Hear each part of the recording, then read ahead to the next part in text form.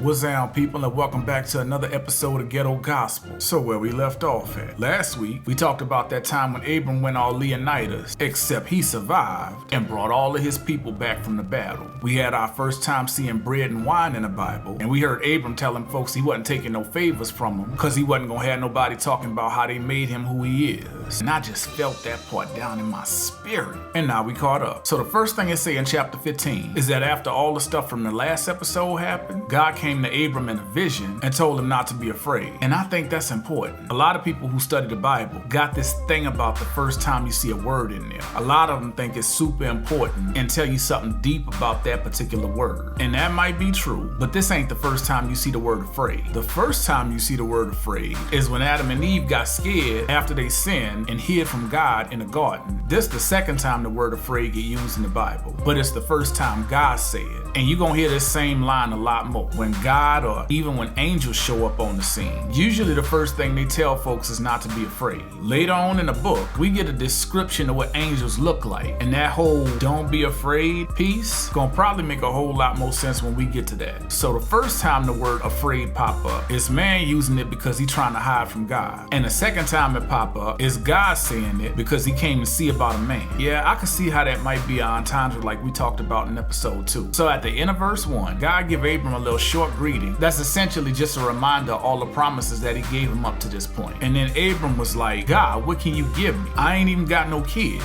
All of my stuff just gonna go to my right hand servant Eliezer. We gonna hear more about him later. And I wanna make sure that we don't look past this. At this point, Abram rich, like real rich. Rich enough to have a private army. Rich enough to have servants and slaves. Don't act like we forgot about him having slaves.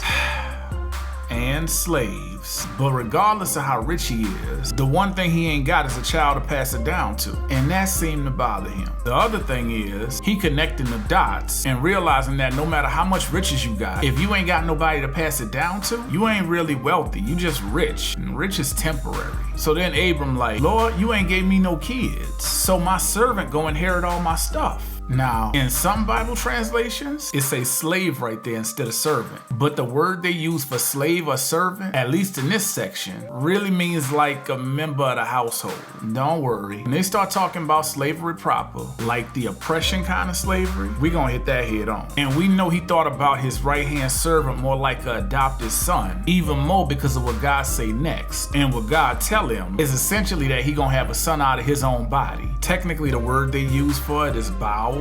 Like, yeah, them kind of bowels. Because I mean, technically that's true. And we'll talk more about the whole bowels thing in another episode. Because in that time and culture, it meant a lot more than just the place where the bubble guts come from. And then God was like, man, look at the stars. That's how many offspring you gonna have. And Abram believed him. And God was impressed and counted that man righteous. And depending on where you live, that might not seem like a big deal. Like, if you live in a major city, you probably barely see stars. But if you take a trip out to the country where you could get away from them city lights, you start to get an idea just how many stars that man was able to see. So then God decided to put an exclamation point on that promise in a couple of ways. First, he told Abram, look where you came from. Look where you was born at. Look where you at now. I did that. And I did it so I could give you all this land that I've been saying I'm gonna give you. And then Abram say something that tell me that the way that he communicated with God was definitely way different than most of us was taught to communicate with God. He was like, God, I hear what you're saying and I believe you, but how will I know that all this stuff is gonna happen? And so the second way that God punctuated this promise was with what he did next, because what he did next was something a little weird. He tell Abram to bring him 5 different animals. A 3-year-old cow, a 3-year-old female goat, a 3-year-old ram, a dove, and a pigeon. That seemed real specific, don't it? I'm sure it's a reason for that, but I can't tell you exactly why. I'm sure it'll get flushed out later, but as of right now, I ain't got no answers on why he said to get them specific animals. But the next thing Abram did was to take the land animals and split them in half, and then put the 2 halves on opposite sides of each other. It ain't say what he did with the birds other than the fact that he ain't cut them in half. Then it said it was some birds of prey, think eagles or vultures or falcons, that tried to come get a piece of them animals that he cut in half, but he drove them away, which seemed like a real random detail to include, but we already talked about random details back in episode 21. So the next thing it say is that the sun was starting to go down, and Abram fell into a deep sleep or a trance. That word they use for deep sleep is the same word word used for when God put Adam to sleep to take his rib out. And then it say that terror and darkness fell on Abram.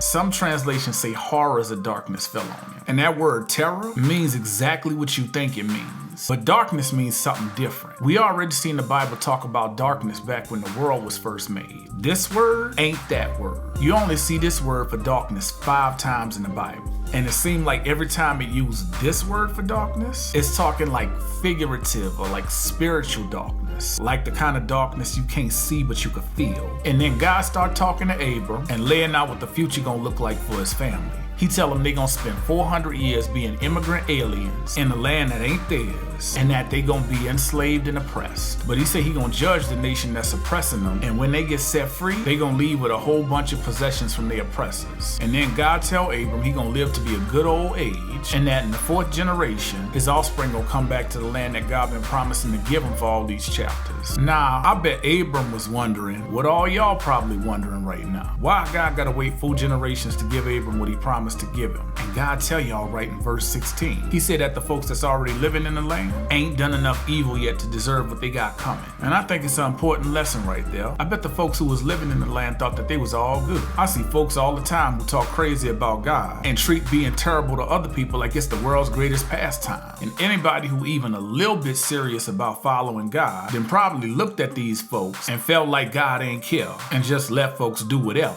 But this verse give you the real story. God be keeping track, and when he hit his had enough point, that's when he show up to regulate. So the last thing you see in this chapter is that when it was dark, a smoking pot, or your translation might say furnace, and a flaming torch just appeared out of nowhere and passed between the 2 pieces of animal that Abram split in half earlier. And then it say that on that day, the Lord made a covenant with Abram to give him all that land that he had been promising to give him all this time. And for y'all who've been paying attention, you might remember that the last time we really talked about a covenant was back in episode 20. And one of the things I said about covenants is that you always see them happening with something important going on. The last covenant in the Bible was technically 1 chapter ago, back in chapter 14. And I know y'all probably like, there wasn't no covenant in chapter 14. But technically, in that part where I said Abram had his own 300 like the Spartans, but that he also had a clique too, that clique was a bunch of folks he had a treaty or a covenant with. And him and his covenant clique smashed 4 armies and came back with all the stuff that got stolen.